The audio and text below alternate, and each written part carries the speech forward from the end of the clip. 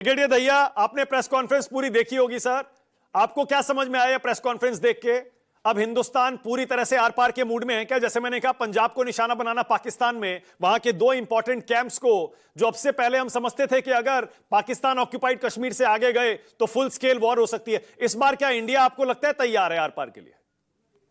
India पूरी तरह तैयार है और इस तैयारी का जो संदेश है वो हमारे ऑनरेबल प्रधानमंत्री से आया हुआ है, होम मिनिस्टर से आया हुआ है और राजनाथ सिंह जो डिफेंस मिनिस्टर हैं उनसे क्लियर शब्दों में आया है कि चुन चुन के मारेंगे, कठोरतम कार्रवाई की जाएगी। तो इसके लिए हम पूरी से तैयार हैं। लेकिन प्रेस कॉन्फ्रेंस की जो दो तीन चीजें मुद्दे मैं आपसे बात करना चाहूंगा जी कि भाई ये पूरे देश को और विश्व को जताया गया है कि ये जो टेररिज्म का दर्द है हम बहुत दिनों से सह रहे थे और ये नासूर बन गया था।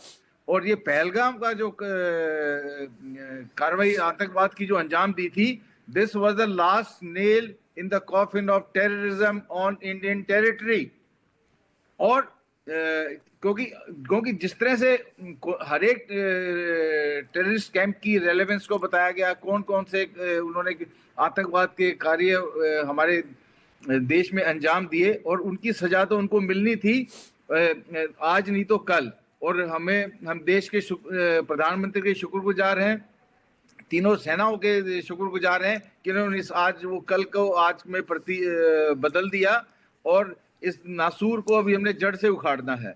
दूसरी बात जो बहुत इंपॉर्टेंट आई कि जो सिक्योरिटी के मद्देनजर है कि पूरी प्रेस कॉन्फ्रेंस में ये बताया गया कब और कहां कार्रवाई की गई है, लेकिन ये नहीं बताया गया कैसे किया, कौन से। और ये सिक्योरिटी और कॉन्फिडेंशियली की डोमेन में रहना चाहिए, क्योंकि तरीका हम नहीं बताएंगे, हम सिर्फ अंजाम बताएंगे संसार को।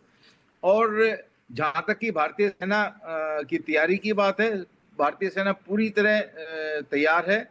और जिस तरह से पाकिस्तान से स्टेटमेंट आई है, उनके डिफेंस मिनिस्टर ने बोला है कि भाई अब आप इससे आगे मत बढ़ाओ तो हम कोई कार्रवाई नहीं करेंगे। ये एक खौफ नजर आता है, एक डर नजर आता है। ठीक है, ओके।